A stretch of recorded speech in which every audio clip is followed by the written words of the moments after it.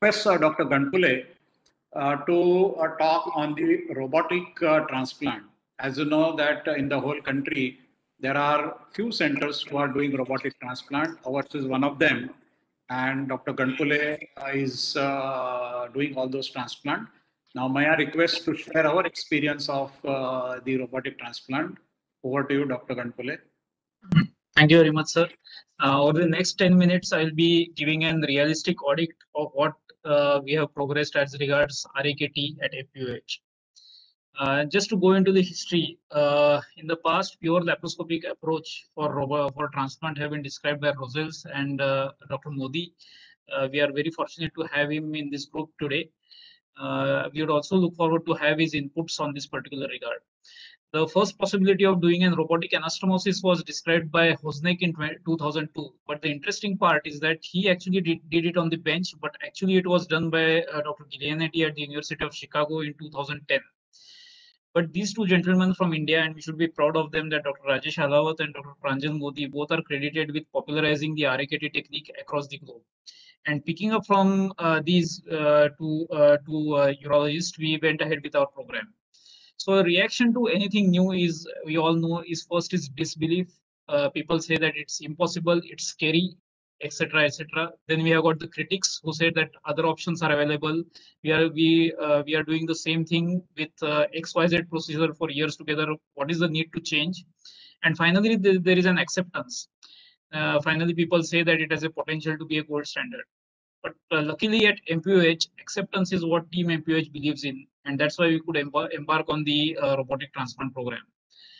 Because at MPOH, as you all know, that change is the only thing which is constant. That's what we believe.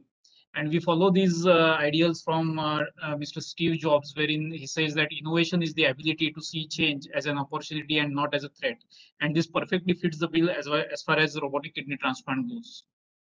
I would like to just put in a second to acknowledge these two gentlemen who have mentored us throughout our journey in robotic kidney transplants.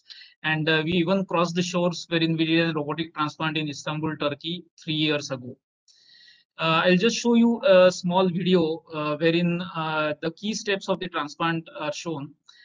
Till date, we have done 30 transplants, and all the transplants have been done on the robotic SI platform. As we have got the new system, that is the X, we believe that there are a few advantages which will which the system will offer particularly for this procedure.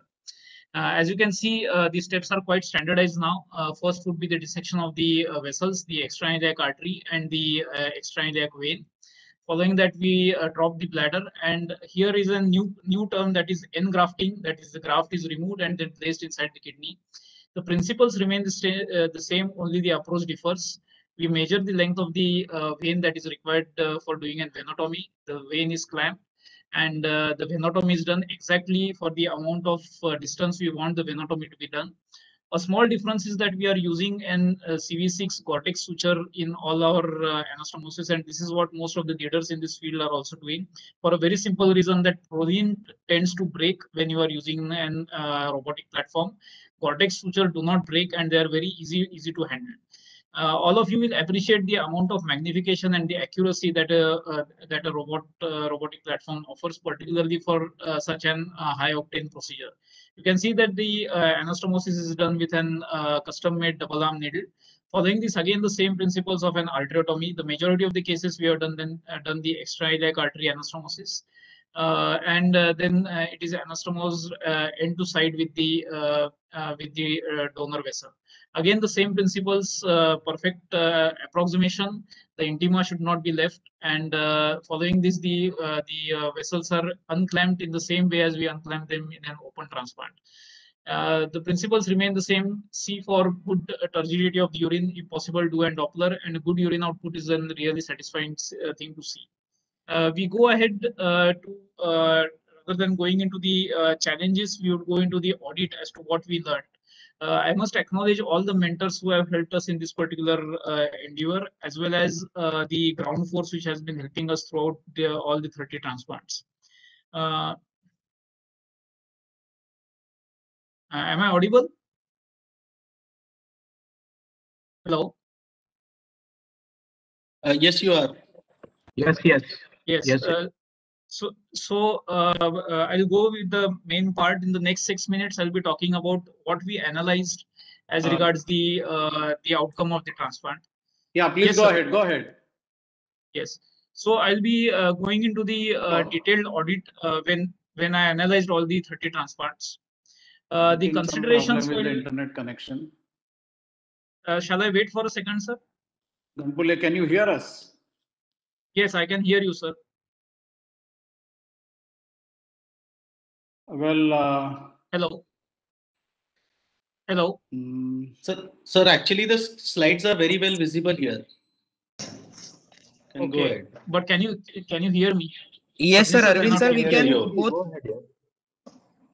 Okay, so I'll go ahead. So the considerations that we took into account while doing the audit was what were the apprehensions in the mind of the team, that whether the outcome will match the open transplants, what about renal biopsies post-op, what are the patient preferences, will our results match with what all 3,000 transplants we have done, and what about the complications, will be able to manage the complications properly. For that, we thought that the most important thing would be case selection. So the selected cases, we preferred that the selected cases should always be having an BMI of more than 30 to begin with, because in that way we'll be able to justify the robotic approach. Abhijit, should I wait for a second because there is some issue with the power? Your slides and sound is completely clear. Yes, Then sir, I will think go you ahead. can go ahead, sir. You can go ahead, sir. Okay. So going into our experience and dissecting or doing the analysis very meticulously, you can see that on an average, we are doing approximately 7 robotic transplants in an year. The first robotic transplant was done on 3rd of October 2014. Yes, sir, I can hear you, sir. I can hear you, sir.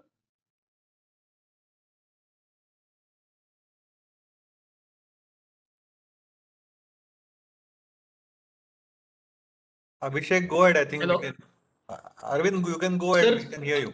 Arvind sir, please go ahead. You are visible, audible. Your slides are clear. There's some problem at Sabnis sir's end. Okay, then I will go ahead. So the first robotic kidney transplant was done on 3rd of October 2014. And as you can see from the graph, we were doing approximately 7 transplants a year, except the last year, just because of COVID, we just stopped the program. And we have again initiated it, and the last transplant was done just a month ago. As you can see from the analysis, we have done 30 patients, and interestingly, you can see that 3 of them were less than 18 years of age. We were very meticulous in selecting our patient pool. Most of the patients had got an BMI of more than 26 because as a team, we believed that these were the transplants. These were the patients which actually would benefit from an robotic approach. Just because of the obesity, the truncal obesity, doing the venous anastomosis is a little bit challenging. We thought that probably the robotic platform would help us better. One more important point is that we selected out of those 35 of the donors were right side donors, because we thought that the shorter renal vein would actually would be anastomosed better in a robotic milieu, because the graft would be lying just next to the extrailiac vessels, which would help us in the anastomosis. So I'll just stop here for a second to put a point on the case selection. I feel that whenever one wants to start doing a robotic transplant program, the case selection is most prudent. We decided to select patients having an BMI more than 25. We selected in all our initial cases left-sided kidneys, and preferably all the recipients did not have any comorbidities. I do agree that it will be very difficult to find such patients, but having good patient selection in the beginning will not undermine the confidence of the surgeon. Going ahead, as regards the analysis of the operating parameters, if you go into the details, you will see that we did majority of our cases were extrailiac artery anastomosis, 27 out of them, and 3 were done into the internal iliac. An interesting thing here is that the dissection time. You see that the preparation of the graft bed takes hardly 10 minutes as against the open transplant. As against the bench time was significantly higher, because we were facing a few problems after unclamping because of the uncontrolled bleeding. So the bench dissection should be meticulous, and that should be done by the robotic transplant surgeon himself. As far as the anastomosis goes, the venous anastomosis took the maximum time, just because of the reason that It is very important that the graft aligns well with the iliac vessels. That is the only reason why the anastomosis took a little bit longer. And the total operative time, if you compare with the open approach, yes, the operating time was on the higher side, just because probably we are in the early part of our learning curve. As regards the diuresis on table, it was immediate in all cases after case number 23. So yes, definitely there is certain amount of learning curve, but let's see whether it really matters as far as the outcome goes. This is something that I've already talked about. Majority of the anastomosis were with the extrailiac, 3 with the internailiac. As regards the outcome, these are the creatinine levels at post-op day 1. So for the sake of understanding, I have drawn this red line. You see that majority of the patients have gotten creatinine which are half at day 1. I do agree that there are a few outliers, like say case number 24, 17, and 5, in which the creatinine did not drop. In fact, there was some amount of ATN and the creatinine jumped forward. But what I want to highlight here is that probably the learning curve for an robotic transplant is approximately 21 to 23 cases. As you can see, that the majority of the patients in the past 5 transplants had got a good drop in creatinine. Going a little bit further, you can see that the hospital stay was 13 days. Somebody might argue that this does not differ from the open transplant, but actually because again, as we are not very confident about the initial drop in creatinine, we are keeping the patient for some longer time in the hospital, and that is the reason why it is comparable to the open transplants. What about the creatinine level at POD1? Again, drawing the line, you can see that majority of them at post POD at 1 month, you can see that majority of them have reached up to 1.5. I'll give you the mean level shortly. And these are the creatinine levels at 1 year. So again, here you can see that I means on analyzing this, we feel that the learning curve hovers somewhere around 24 whenever one starts doing the robotic transplant program. And this is the latest creatinine. Now, the case number 1 is in its 79th month of follow-up, and the last transplant is just 1.5 months after follow-up. And you can see that these are 3 outliers who have not done well, or there has been some problem. So I go into the graft survival and the patient survival. As you can see, among these 30 patients, we have got 1 death, and that is actually related. It's not related to the surgical complication, but we have lost 1 patient, and we have lost 2 grafts wherein the patients have gone back on dialysis. So you can see that the follow-up ranges from, you can say that it's 79 months up to 16.3. And you can see that the drop in creatinine is also quite significant. There is one objection or observation wherein they say that the warm ischemia and the cold ischemia times are on the higher side as compared to the open transplants. We do consider to this fact that yes, as compared to the open transplant, the cold ischemia and the total ischemia times are a little bit longer. Again, may be related to the learning curve. What about the comparison with open transplant? Actually, it should be a propensity matched analysis, but as we don't have that many numbers in the robotic transplant, we just did a matched analysis. As you can see here, at 1 year, you see that the graft survival of robotic, open, and as well as overall, more or less everything match. But let me remind you that the numbers are not matching. Here it's just 30 transplants, that while in the open counterpart we have got approximately 3,000 transplants. We have got 8 patients who have reached beyond 5 years, out of which 1 patient is back on dialysis. So maybe in few months we'll be able to give the graft survival at 5 years as well. So we also have got our own share of complications. 2 significant complications were that we had to open up 1 patient because of bleeding that was immediately in the post-operative period, and in 1 patient we had placed the kidney topsy-turvy.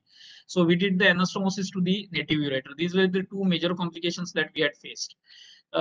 These are the 4 different approaches, one of Dr. Menon and Dr. Modi, and this is our study. We give an Steve Trendelenburg, the robot docks in between, and as we do it in the same way as Dr. Modi, wherein we use an Fanon steel incision and an hypothermia graft hypothermia jacket for the same. We do not use the Prodin suture, but we use the Cortex suture. I would conclude my talk by giving the following 3 conclusions. Our experience suggests that RIKT is safe and feasible. It has got comparable outcomes as that of current standard open approach. As far as graft survival is considered in mid-term follow-up, the follow-up at 5 years will be available in the next 4 to 5 months.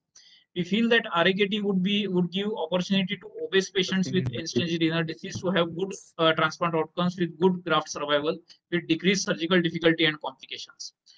Thank you very much for your patient listening. Thank you, Arvind. That was a nice overview of the robotic transplant. Now we go